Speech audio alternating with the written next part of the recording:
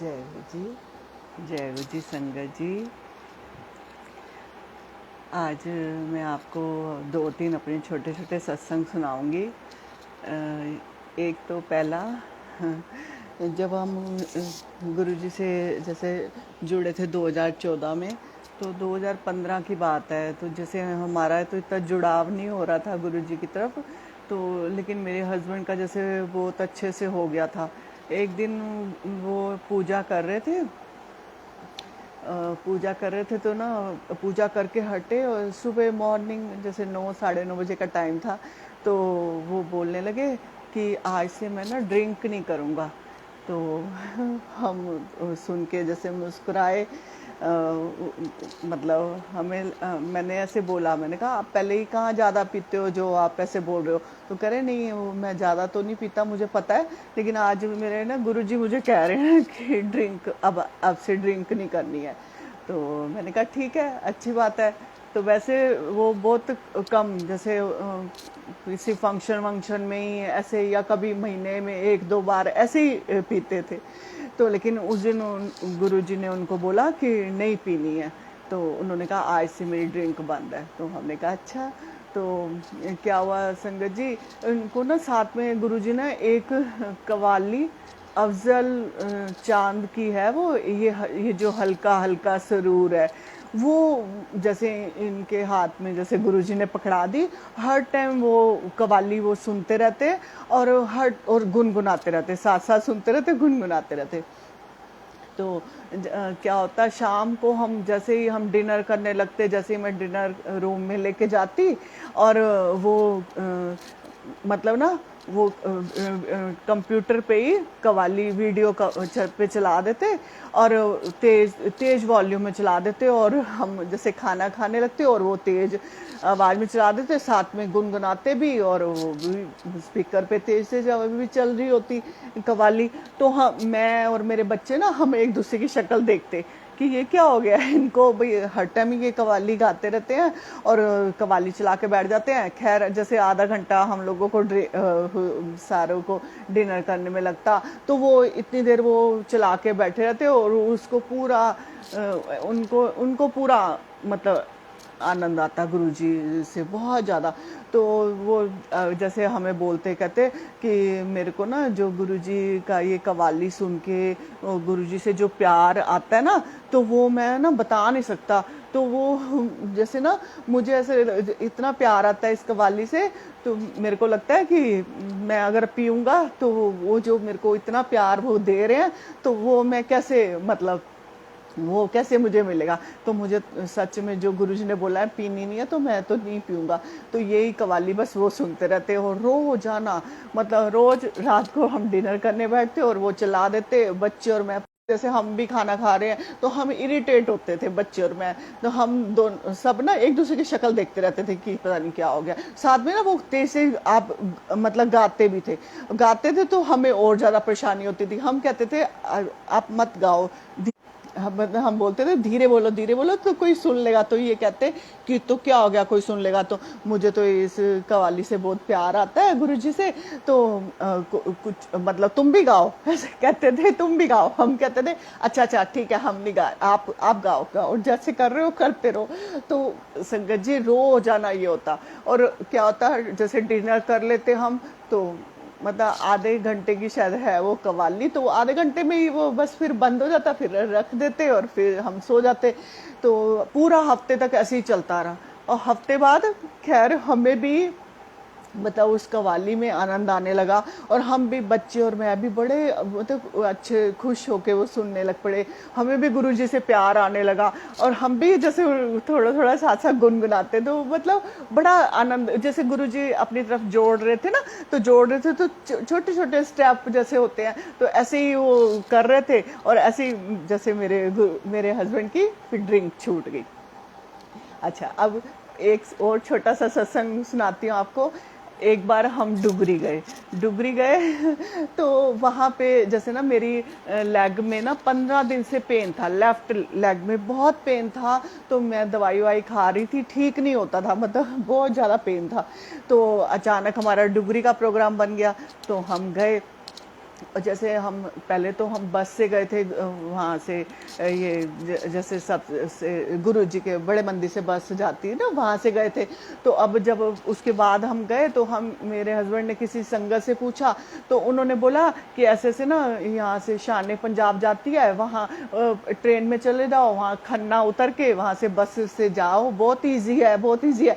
तो जैसे मेरे हस्बैंड ने सुना तो हमें वो ऐसे ही ले गए, क्योंकि हम रास्ता सा पता नहीं था, पहली बार ही जा रहे थे।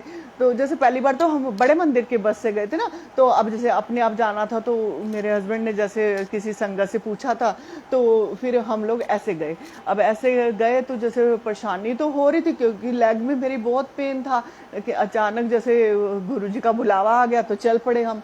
और हालांकि जैसे मैं मतलब सच बोलूंगी कि कभी भी जैसे ना हम लोग गाड़ी वाड़ी से ही जाते हैं, कहीं पे भी जाते हैं, ऐसे ऐसे नहीं है कि जैसे बस से या ट्रेन से जाना गलत है, जाना चाहिए। लेकिन अब जैसे अपनी होते ना अपने हेल्थ ही अलाउ ही नहीं करती, तो उससे वजह से मतलब हम गाड़ी में ही जाते थे तो कहीं पे भी। तो फिर उस बार हम जैसे ट्रेन में गए, वहाँ गए तो मैंने जैसे बड़ी मुश्किल से दर्द ज़्यादा, सफ़र में और दर्द जैसे स्टार्ट हो गई। तो वहाँ गुरुजी के मंदिर पहुँचे तो वहाँ मैंने माथा टेका और गुरुजी को प्रेयर की कि गुरुजी मेरी लेग में 15 दिन से दर्द है, इतनी ज़्यादा दर्द है, मैं मतलब सहन नहीं कर पा रही। रोज़ पेन किलर खाती थी, जो भी दवाई मुझे मिली हुई थी वो मैं खाती थी, लेकिन ठीक नहीं हो रहा था। तो गुरुजी इसको ठीक कर दो। वैसे तो मुझे पता है आप कहते हो मांगना नहीं चाहिए, मैं मांग नहीं रही हूँ, लेकिन गुरुजी जैसे मेरी टांग चलती नहीं, तो मैं मतलब घर के काम में दिक्कत होती है सब में, और अब जैसे अचानक यहाँ पे प्रोग्राम बन गया तो यहाँ पे भी आए हैं तो और ज़्यादा जैसे सफ़र में और ज़्यादा बढ़ गई दर्द। तो जैसे गुरुजी को प्रेयर की, सच्चे मन से प्रेयर की, तो फिर जैसे बाहर निकले, बाहर फिर हम बस वाली जगह पे खड़े हुए। तो संगत जी जैसे बस मतलब आई तो हम बस में चढ़े, बहुत रश था बस में। जैसे हमें तो इतना जैसे नॉलेज ही नहीं थी हम लोगों को, क्योंकि हम पहली बार जैसे गए थे ना, ट्रेन से गए थे, बस से गए थे। तो बस में चढ़ गए कि हमें तो ये लगा जैसे और बस, ये नहीं समझ आई कि और भी बस आ जाएगी, छोड़ दो इस बस को, जैसे रश है तो छोड़ दो, ये नहीं समझ आई। मतलब जैसे बस आ गई तो चढ़ गए। अब इतनी रश में चढ़ गए, अब कोई सीट नहीं बैठने की, अब मेरी टांग में इतना दर्द, लेकिन फिर जैसे जैसे तैसे मतलब मुझे सीट मिल गई। अब सीट मिल गई तो नेक्स्ट स्टॉप से ना एक फैमिली चढ़ी, वो हस्बैंड वाइफ और 2 बच्चे, एक बच्चा गोदी में, एक बच्चा 5-6 साल का। अब वो जैसे फैमिली चढ़ी तो वो आंटी अंकल ना जैसे मेरे पास ही आगे खड़े हुए। तो मैंने ऐसे बोला कि मैं आंटी ये बच्चे को मेरे को दे दो, जो गोदी में था। तो मैंने कहा चलो मैं गोदी में बिठा लेती हूँ, अपनी सीट तो ऑफर कर नहीं सकती थी क्योंकि मेरी खुद टांग में इतना दर्द था। तो मैंने कहा यही ठीक है, उनके हाथ से बच्चा ही ले लेती हूँ, बिठा अपने गोदी में बिठा लेती हूँ। तो जैसे हम किसी भी बच्चे को हम गोदी में लेते हैं तो हम कभी भी आप नोट करो तो हम हमेशा लेफ्ट साइड में ही बच्चे को बिठाते हैं, जैसे राइट साइड में शायद कम बिठाते हैं, मतलब मेरे को ऐसे लगता है। तो लेफ्ट टांग में मैंने ऐसे बच्चे को बिठा लिया और लेफ्ट टांग में मेरी बहुत दर्द थी। और वो दर्द पहले ही जैसे थोड़ा सुबह से ही पेन किलर खाई हुई थी, लेकिन दर्द फिर बढ़ चुकी थी, जैसे बताया आपको ट्रेन में आए तो, है ना। तो फिर अब वो बच्चे को गोदी में लिया तो टांग तो और दर्द होना शुरू हो गई, इतनी ज्यादा दर्द कि सहन नहीं हो रही। अब मैं ये भी नहीं कह सकती थी कि आंटी आप ही बैठ जाओ तो बच्चे को पकड़ लो, क्योंकि मेरी खुद टांग में दर्द था। तो मतलब होता है ना कई बार कि हम दूसरे का भला तो चाहते हैं, लेकिन अब जब अपने आप में ही कोई प्रॉब्लम हो तो दूसरे का भला मतलब इतनी मतलब मुश्किल होती है ना करना। तो अब मैं उस मतलब बच्चे को गोदी में लिया, थोड़ी देर बाद क्या हुआ संगत जी, वो बच्चा सो गया।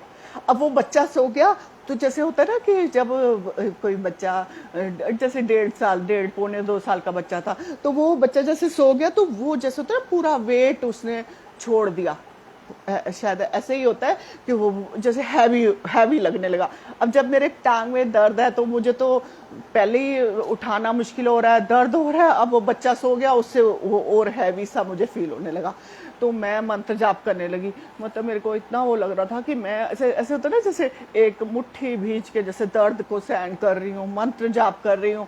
और बस ये कि उस आंटी को ऑफर नहीं कर सकती कि आंटी आप बैठ जाओ, क्योंकि सीट मुझे बड़ी मुश्किल से मिली थी और रश बहुत था बस में। अब वो मतलब मैं बैठी रही और वो दर्द को सहन करती रही। जैसे ही कोई स्टॉप आने वाला होता, जैसे पता चल जाता है ना, जैसे बस चल रही है तो स्टॉप आता है तो रुकती है बस, तो मेरे मन में एक उम्मीद छोटी सी जगती कि अभी ये फैमिली उतरेगी, लेकिन वो फैमिली उतरती ही नहीं। तो मतलब ऐसे ऐसे करके जैसे 5-6 स्टॉप हैं शायद, तो स्टॉप आते तो वो आंटी अंकल बच्चों को लेके नहीं उतरते। जब उनका स्टॉप ही नहीं आया था तो जैसे मेरे अंदर एक उम्मीद जग जाती कि अभी उतरेंगे अभी उतरेंगे, लेकिन वो नहीं उतरते क्योंकि मेरी टांग में दर्द था। तो मैं उम्मीद कर रही थी जल्दी से वो उतर जाए, लेकिन संगत जी क्या हुआ, 40 मिनट का शायद रास्ता है बस से, मतलब रेलवे स्टेशन का, तो उनका तो स्टॉप आया ही नहीं, हमारा स्टॉप आ गया। अब हमारा स्टॉप आया तो हमें तो उतरना पड़ेगा। तो मैंने उन आंटी को बच्चा दिया, तो वो आंटी मतलब मेरी सीट पे बैठ गई और हम उतरे। तो मुझे बस यही लगा कि आज तो मैं चल ही नहीं पाऊंगी, आज तो मेरी टांग गई, मतलब इतनी ज़्यादा दर्द हो रही थी। मैं मन ही मन गुरुजी को बोल रही थी, गुरुजी आज बहुत बड़ी परीक्षा ले रहे हो।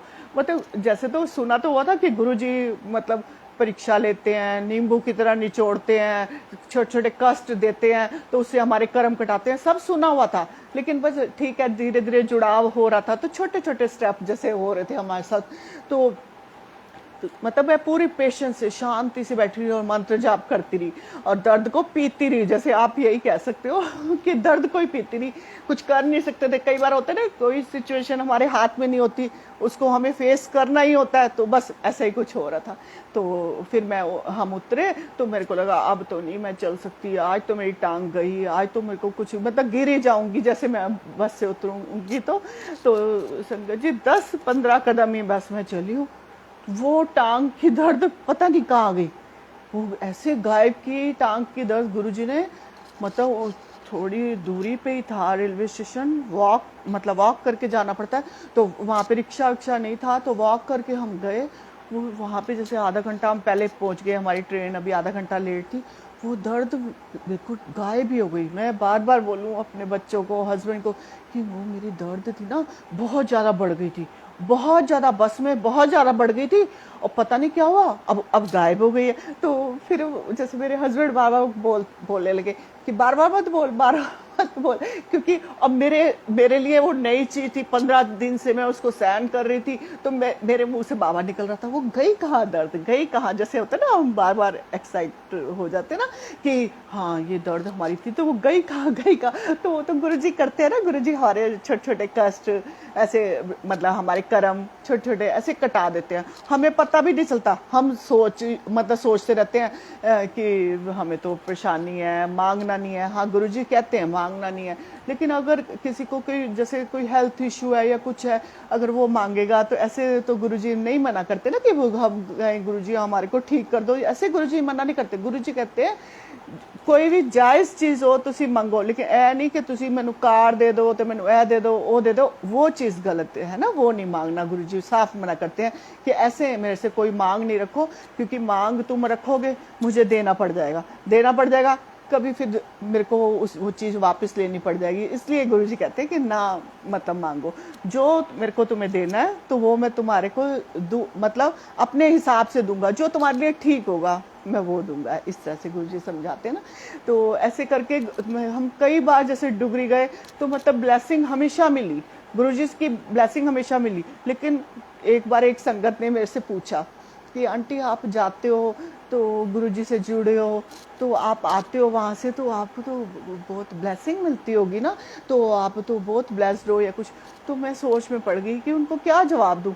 फिर मेरे को गुरुजी ने सत्संग ही लिखवाया कि जैसे हम वहाँ से बड़े मंदिर से आए या डुगरी से आए वापस, तो ये नहीं है कि हमें कोई ब्लेसिंग मतलब वो देंगे तो वो हमें फील ही होनी चाहिए, जरूरी नहीं है। वो गुरुजी तो पहले जो चीज़ हमारे लिए ठीक होगी वही ठीक देंगे ना हमें। अगर हमारी हेल्थ इशू है तो वो पहले हेल्थ इशू हमारे ठीक करेंगे ना। ये तो नहीं है ना कि मतलब हमें दिखने वाली ब्लेसिंग वो दे कि हाँ वो हमें दिखे ही दिखे कि हाँ हमें जी नौकरी मिल गई, हमें कार मिल गई, हमारा घर बड़ा मिल गया या कुछ भी, मतलब ये जरूरी नहीं है ना संगत जी। तो ये गुरुजी हमें ब्लेसिंग देते हैं, लेकिन ये जरूरी नहीं है कि वो हमें दिखे, मतलब वो अपने हिसाब से हमें देंगे। हमारे अंदर एक संतुष्टि वैसे ही वो भर देते हैं कि ਕੁਝ ਚਾਹੀਦਾ ਹੀ ਨਹੀਂ ਤੁਹਾਨੂੰ, ਤੁਸੀਂ ਮਤਲਬ ਕਿਉਂ ਮਤਲਬ ਹੁੰਦਾ ਨਾ किस चक्कर च पए हो, सब कुछ तो हैगा ਤੁਹਾਡੇ ਕੋਲ। एक संतुष्टि अपने आप धीरे धीरे जब हम बड़े मंदिर या डुगरी जाते हैं तो एक संतुष्टि अपने आप ही आ जाती है कि हमारे पास जो है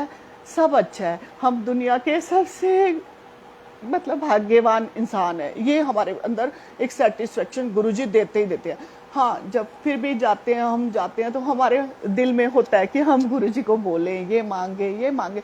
लेकिन देखो संगत जी, ऐसे मांगना तो नहीं चाहिए ना। अब जैसे हम कभी भी कहीं जाते हैं, गुरुजी बड़े मंदिर जाते हैं या डुगरी जाते हैं, तो क्या होता है, हम घर से ही चलते हैं ना, तो हमारे मन में सारी चीज़ें आ जाती है कि आज गुरुजी को ये कहना है, सारी मतलब हमारे अंदर ना मतलब दिमाग में चलना शुरू हो जाती है। किसी का आधे घंटे का रास्ता है, किसी का घंटे का रास्ता है, तो मतलब पूरी हमारी जैसे घर से यात्रा शुरू हो जाती है ना। तो वहाँ जाते हैं तो लेकिन आप जैसे ही वहाँ पहुँचते हैं ना, आप कभी भी नोट करना, तो आप सब कुछ भूल जाओगे, सब भुला देते हैं गुरुजी।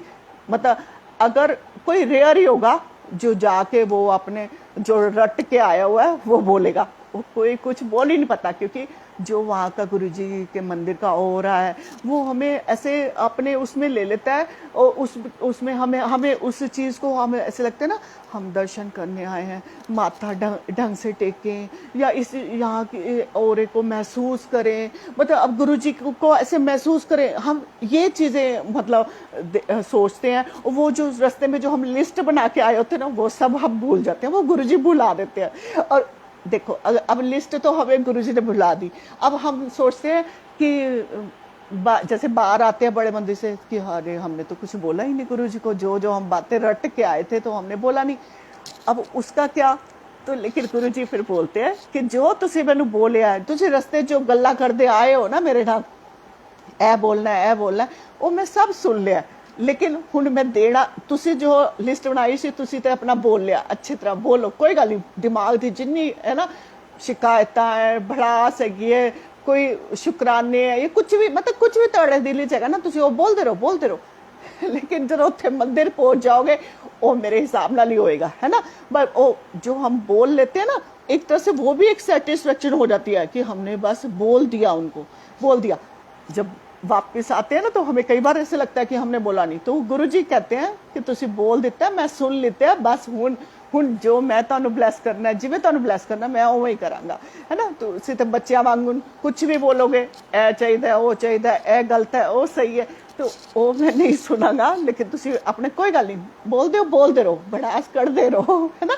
तो गुरुजी जो हमें ब्लैसिंग दे के भेजते हैं वो तो अपने हिसाब से ही देंगे ना संगत जी। अगर हमें पहले हेल्थ ठीक मतलब गुरुजी ने हमारी हेल्थ ठीक करनी है, पहले वो हेल्थ ठीक करेंगे।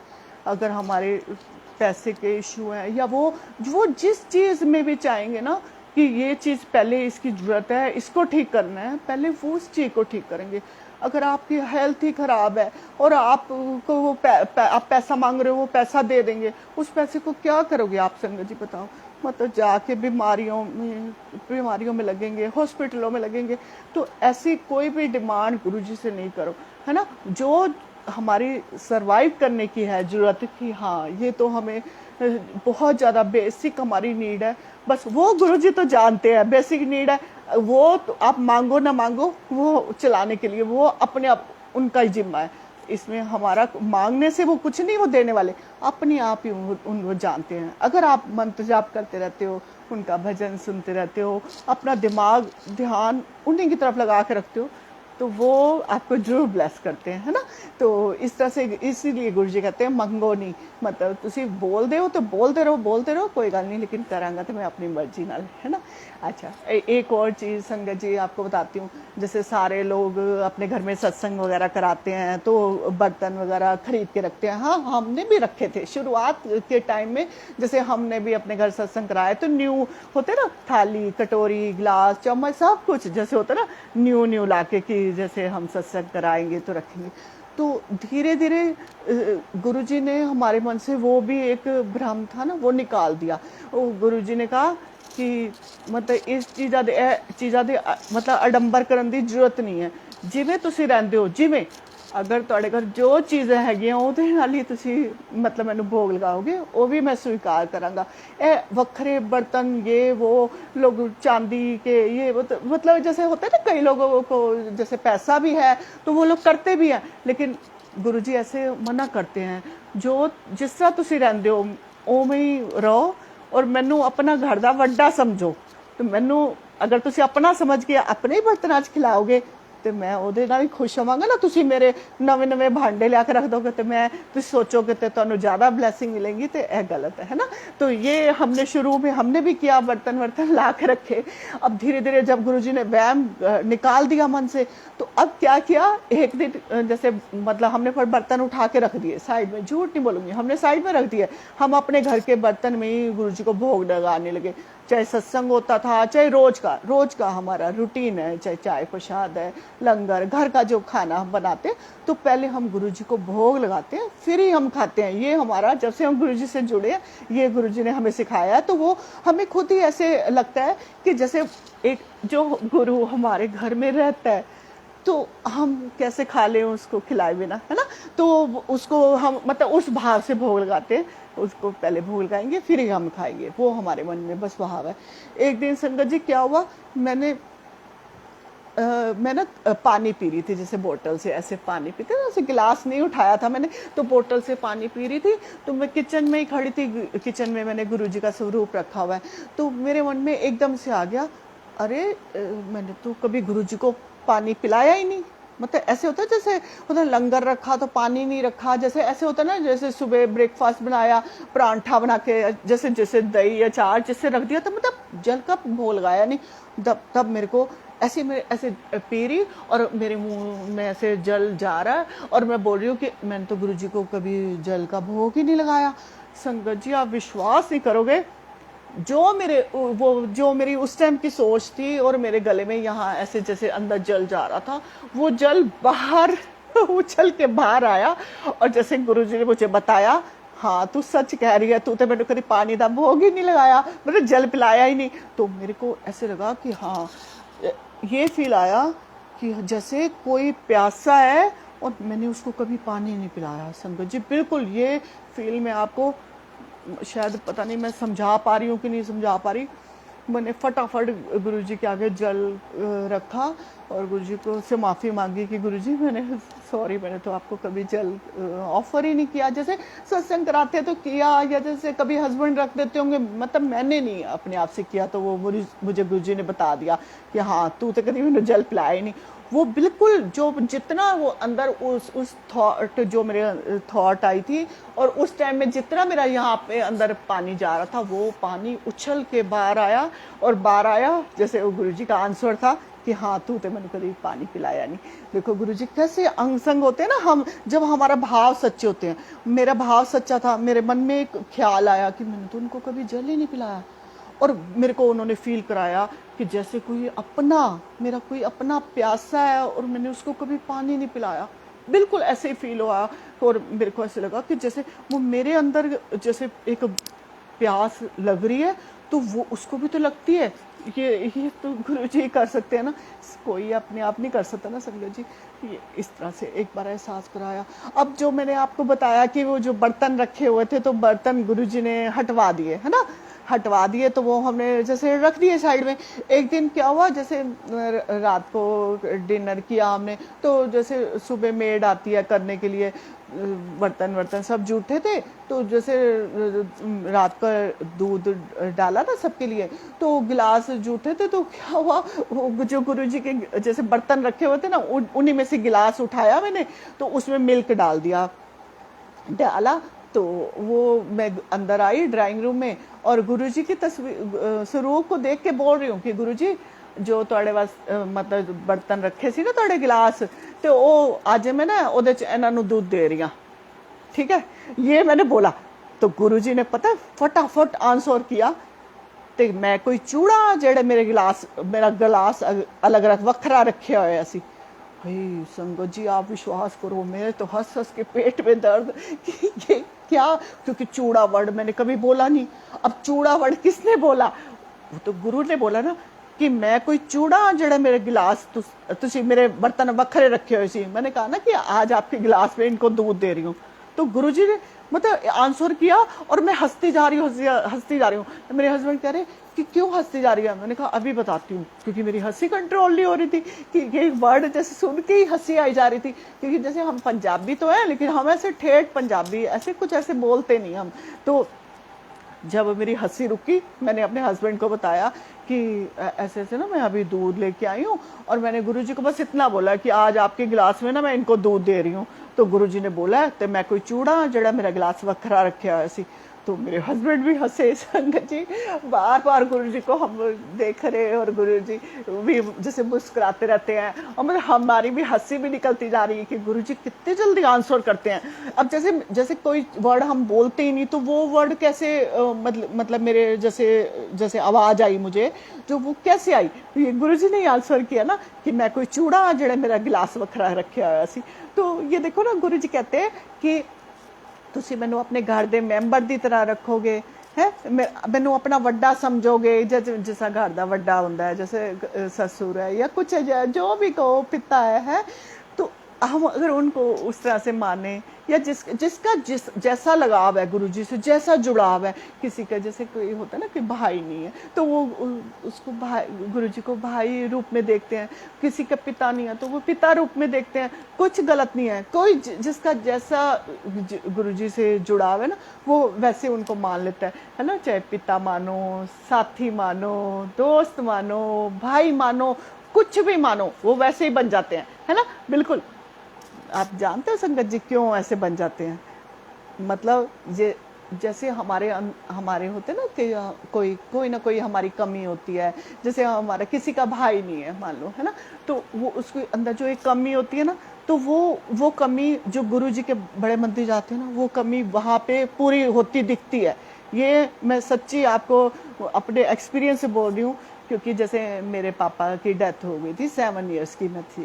हाँ, तो जैसे होते ना बचपन से ही पापा का प्यार हमने देखा ही नहीं, है ना।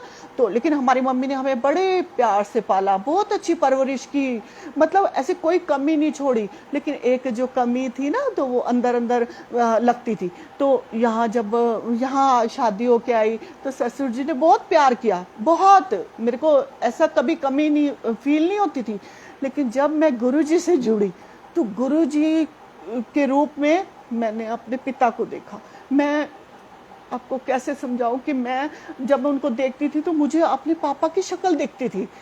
ये जो एक्सपीरियंस है, ये कई संगत को होता होगा, लेकिन मैं अपना एक्सपीरियंस बता रही हूँ कि मैं अभी जो आपको सत्संग सुना रही हूँ, सेवा कर रही हूँ, तो मेरे को अपने पापा की शक्ल दिखती थी। तो मैं जब भी जाती थी तो वो बार बार मेरी एक, जो मैंने आपको पहले भी सत्संग सुनाया कि एक जिद बन गई थी ना, मैं बोलती थी सोनिया मेरी बेटी कह दो, एक बार कह दो सोनिया मेरी बेटी। तो गुरुजी बोलते नहीं थे, क्योंकि मैं सोचती थी कि ये मेरे पिता है, मैं इनको पिता मानती हूँ, ये मुझे क्यों नहीं बोल के बताते कि सोनिया मेरी बेटी। मेरी एक जैसे जिद होती है ना, जिद जुनून बन गया था। तो मैं जब भी बड़े मंदिर जाती थी, बस जैसे लोग जय गुरु जी करते हैं, या कोई बार बार आंखें बंद करके शब्द सुन रहे हैं तो जय गुरु जी बोल रहे हैं, या शब्द वाणी में ध्यान लगाओ, बस मैं एक ही बात बोलती रहती थी कि एक बार कह दो सोनिया मेरी बेटी। मेरी जिद कब जुनून बन गया मुझे नहीं पता। मतलब मैं लंगर करती थी तब भी एक ही बात बोलती थी, गुरुजी एक बार कह दो सोनिया मेरी बेटी। लेकिन वो नहीं बोलते थे। मैं बड़े दुखी होके ऐसे वापस आ जाती थी, कितनी बार जाती थी और कितनी बार ही वापस आ जाती थी, लेकिन वो आंसर नहीं करते थे। तो वो जो मैं आपको बता रही हूँ कि गुरुजी को जैसा, जो हमारे अंदर कोई कमी होती है, तो वो उसको वो पूरा वो करते हैं। जैसे मेरे पापा नहीं थे तो मुझे वहाँ उनको पापा के रूप में मैंने देखा, प्यार के। जैसे किसी का भाई नहीं है तो भाई के रूप में उसको देखता है, तो गुरुजी वैसे भाई बन जाते हैं। जैसे किसी का कोई फ्रेंड नहीं है तो फ्रेंड बन जाते हैं। मतलब जिस तरह से भी आप उनको प्यार करोगे वो वैसे ही बन जाएंगे। ये सबके साथ होता है। सारे अपना एक्सपीरियंस जब सुनाते हैं तो लगता है ना कि हाँ हम भी सही हैं। हमारे गुरुजी बिल्कुल जैसे प्यार ऐसे ही देते हैं, वो पिता वाला प्यार ही देते हैं। मुझे तो जैसे पिता वाला ही प्यार देते हैं। लेकिन अब जैसे मैं सत्संग लिखती हूँ या कुछ, तो कभी कभी कोई कोई चीज होती है ऐसे सिखाते हैं, जैसे कोई अपना कोई साथी सिखा रहा है, कोई फ्रेंड सिखा रहा है, ऐसे ऐसे कई बार ऐसा फील भी आता है, होता है ना ये गुरु जी का ही है। कभी कभी मतलब कोई रूप बन जाते हैं, कभी कोई रूप बन जाते हैं, मतलब उन्होंने बस हमें कोई दिमाग में कोई कुछ डालना है, कोई अच्छी मत्ती डालनी है, तो वो कुछ भी बन के वो बताएंगे, चाहे वो छोटे से बच्चे से भी हमें मतलब सीख दे सकते हैं। अब जैसे हम सोचे कि ये छोटा बच्चा तो ऐसे ही बोल रहा है, ये हमें क्या सिखाएगा, ऐसे कभी नहीं सोचना संगत जी। हर जब हम गुरु जी से जुड़ गए तो सब में, वैसे तो सब में ईश्वर है, तो जो घर में अगर हमारे कोई बच्चा भी है, अगर कोई वो बात कर रहा है तो उसकी बात को भी आप सुनो, ध्यान से सुनो, कहाँ से आपको कहाँ वो सीख दे देंगे कुछ पता नहीं है। सब में ईश्वर बसा हुआ है, अगर ऐसे मान के चलोगे तो गुरु जी कहते हैं ना कि मतलब इससे होता है कि एक दूसरे की कदर करना, बच्चों की भी कदर करना है, भाई की भी कदर करना है, हस्बैंड की भी कदर करनी, हर एक की रिस्पेक्ट करोगे।